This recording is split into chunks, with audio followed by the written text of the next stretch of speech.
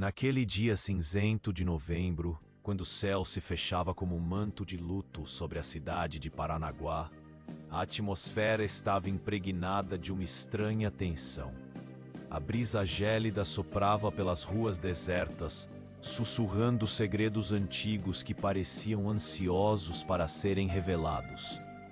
As janelas das casas estavam trancadas e os poucos que se atreviam a sair de seus lares olhavam em volta com cautela, como se cada sombra guardasse um mistério sombrio.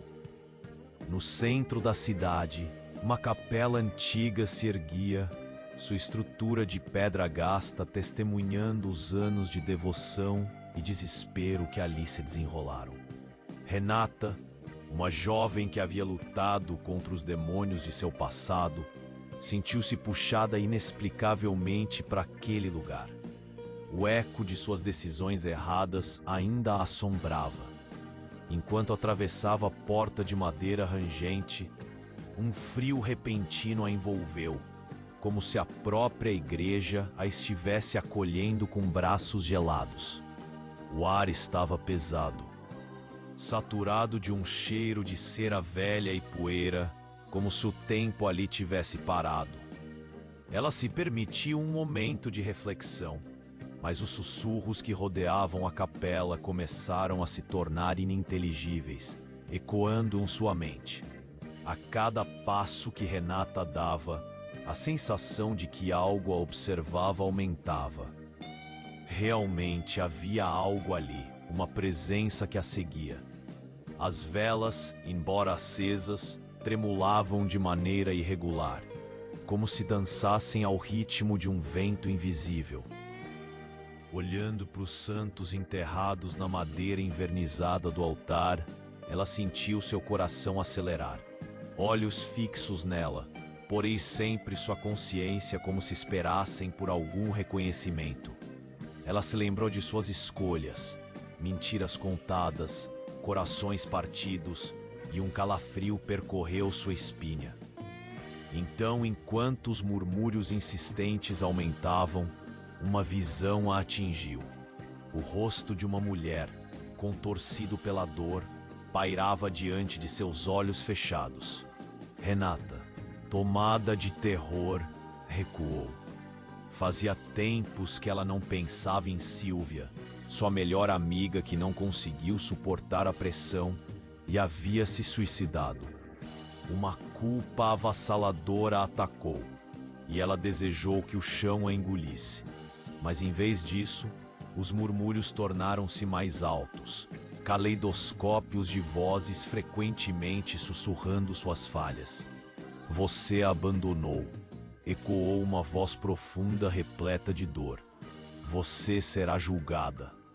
Aquela voz inconfundível, como trovão, fez o ar ficar pesado, e Renata se viu caída de joelhos, com lágrimas queimando em seus olhos. Perante aquela capela, em meio ao vazio e à dor, ela se viu diante de um dilema moral. O que a vida dela significava se não havia feito nada para salvar sua amiga? E se esse lugar fosse onde todas as suas ações finalmente se encontrariam com as consequências? Mas a energia ao seu redor começou a mudar. Uma presença, quente e fulgurante, se aproximava. E ela sentiu a luz das velas começando a brilhar com um vigor renovado. Uma sombra se formou, tomando a forma de uma figura alta e imponente. Era um anjo, radiante e aterrorizador, que dominava a capela com seus olhos penetrantes. Renata, começou ele, sua voz ressoando como um eco divino. Você está aqui para se deparar com seu julgamento, mas ainda há tempo para a redenção. O peso daquela intervenção quase a fez desmaiar. As vozes murmurantes se silenciaram, e o anjo se inclinou mais perto, com um brilho intenso em seu olhar. Você deve escolher a covardia que te leva às trevas ou a coragem que traz a luz. O passado grita por justiça, mas o futuro aguarda aqueles que se arrependem verdadeiramente. Com a determinação borbulhando dentro dela, Renata ergueu o olhar. Eu reconheço meus erros e aceito minha culpa. Que eu possa carregar os fardos que deixei, mas como um caminho para o perdão. Não sentia mais o frio. Sua respiração, embora pesada, trazia clareza. Ao assentir, um raio de luz atravessou a capela, iluminando não só a estrutura, mas também seu coração, como se as correntes do passado fossem despedaçadas. E ali, naquele instante sublime, Renata percebeu. As vozes não eram do além, eram as vozes de sua consciência. O anjo retratou o que as sombras de sua vida refletiam, a sombra e a luz lutando por controle. Mas, enquanto seu coração se abria para a verdade, um certo impulso de liberdade foi a sua resposta. No entanto, essa liberdade tinha um preço.